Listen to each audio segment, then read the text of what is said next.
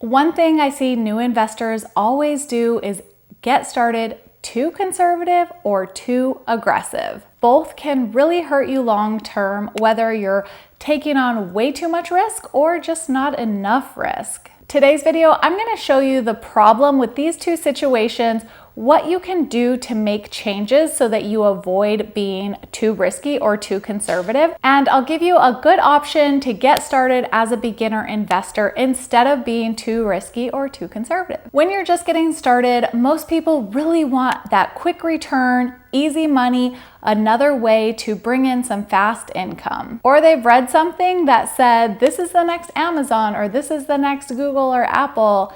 So they're really intrigued and want to get started into something like that that can really give them a quick profit, because obviously, who doesn't want that? Everybody wants to make some good money and make it quickly. But unfortunately, this really isn't the case, and most people end up losing money instead of making a quick profit. Taking on too much risk usually involves penny stocks, cryptocurrency, option trading, foreign currency trading, and just other things that you really don't know a lot about. And people tend to buy into these because of that fear of missing out.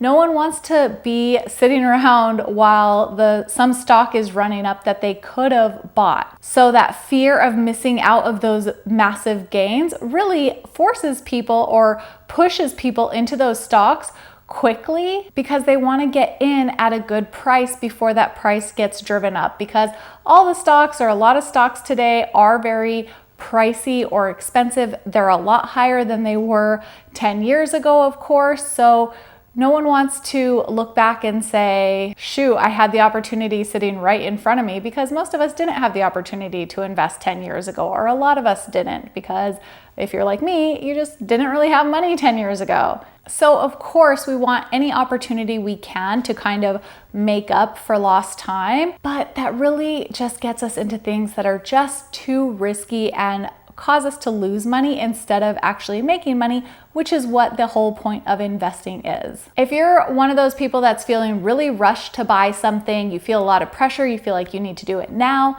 that's a really good red flag that you should just take a second or take some time, whether it's weeks or months, to watch the stock, see how it trades, look at past performance and future predictions, and really get a sense for how it moves. Because if you're feeling that fire to invest right now, or it's going to go up, it's highly unlikely that you have information that other people, that traders don't have, that haven't already acted on. So just use that as a moment to take a step back, take a breather. You don't have to buy it right now, because if the stock does skyrocket tomorrow or next week, it's probably going to shoot right back down. As you learn about how the stock moves, you'll know what to expect, and it won't be a big surprise when you see stuff like that. And stocks that move really rapidly all over the place, you kind of want to avoid those anyways. I hear people say that they'll get started with $500 or $1,000 or something they can afford to lose, because that's what we hear when we're thinking about investing, right? Like, never invest something that you can't afford to lose. So that makes people think, okay, well, I guess I can afford to lose this. It's not gonna make me not be able to pay my bills.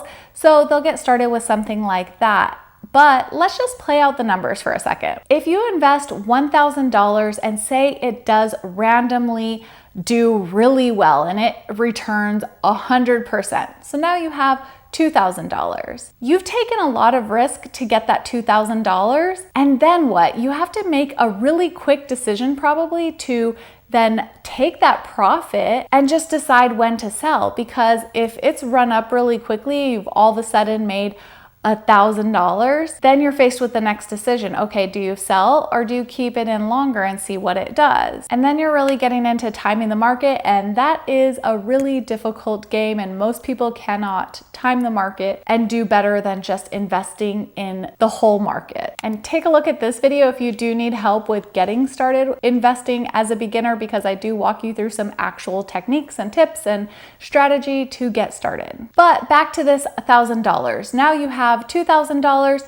and really that extra $1,000 isn't going to be life-changing, but what can be life-changing is if instead of making a large return or a high percentage return, you have the opposite happen and say that stock drops 50%. So now your $1,000 is worth $500. You're probably not going to feel great about investing if something like that happens. And that's really the biggest risk in something like this. It's not necessarily losing the money.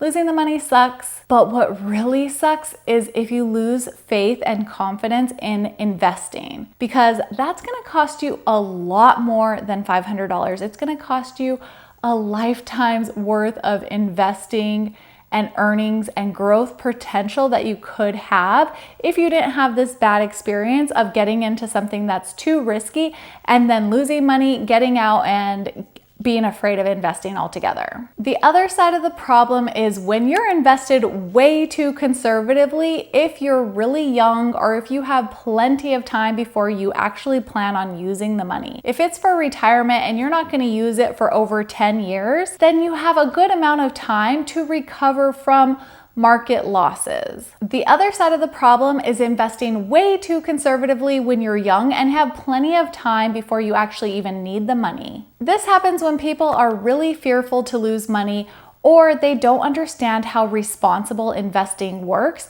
Maybe they're one of the people that we just talked about in the previous example of investing too aggressively or too risky. And so maybe now they go to the opposite side of the spectrum and invest way too conservatively. Another reason this happens is because people tend to forget to actually give a goal or a reason for their investing. They might just start tucking money away without really having a plan for that money. And when you plan for it, like if it's for retirement, then you know, okay, I don't need this for X number of years, and you could plan your investments accordingly. But if you don't plan for it or have a goal for it, then you really don't know how to invest the money. When you invest too conservatively, you risk giving up a lot of growth potential and possibly not even keeping up with inflation. We all know that things are more expensive now than they were years ago, and every year things can tend to get a bit more pricey. So if we're not investing our savings and our money to at least keep up with that, and we want to do way more than keep up with that, but if you're investing really conservatively, you might just barely be making 1%, 2 or 3%, and that's really not gonna get you any growth. It's just gonna maintain your purchasing power. If you're setting money aside in a retirement account that you really don't plan to use until you're in retirement, then you should look at the number of years you have until you hit retirement and backtrack from there, plan accordingly, and plan your investments to line up with that time frame. So if you're tucking money aside for retirement and really don't plan on using it until then you should look at the number of years you have to invest for retirement and base your investment strategy on that, not just on how you feel, because your feelings are going to change all the time. Sometimes you might want to take on more risk, sometimes less, and sometimes you might get scared and sell too early, or there's just so many things that can go wrong when you're basing your investment strategy purely on how you feel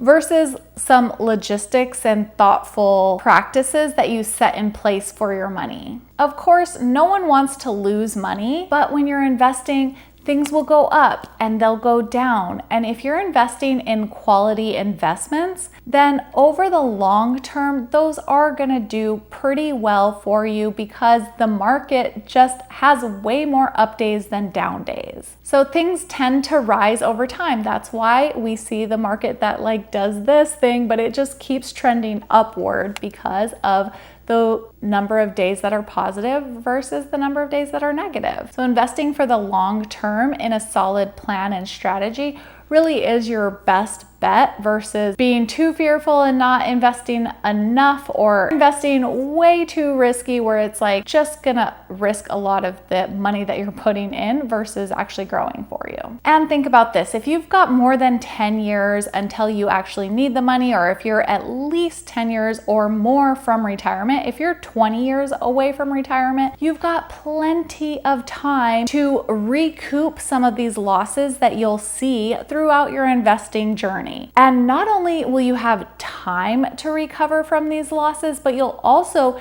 be investing on a regular basis. So if the market drops, you're buying in at a lower price point, and that's just going to accelerate your growth over time that much more, because you've got a plan where you're just investing on a regular basis. You're buying when it's high, you're buying when it's low, and over time, you're going to have an opportunity to really recoup from those losses and have a decent sized portfolio when you do reach retirement. But if you invest way too conservatively, you just might be missing out on a long amount of time and growth that could really make a substantial life-changing difference and a life-changing lifestyle for you in retirement. It could mean the difference of hundreds of thousands of dollars depending on how much you're investing. So really just look at the performance, the past performance of the investments that you're in, see what they've returned historically, because you can use that to give yourself an estimate of what you could expect. If you're looking at just a few percentage points of gains, that's just barely going to keep up with inflation. You want to find something that historically has returned 7, 8, 9, 10%, like the S&P 500, because that will give you some good solid growth for your retirement, for your long-term goals, and all of that. If you have any questions, let me know in the comments below. And I do have a full investing playlist if you need some more help with this, because I've got tons of videos to get you started with investing. Be sure to subscribe if you're new here, and I'll see you on the next one. Bye.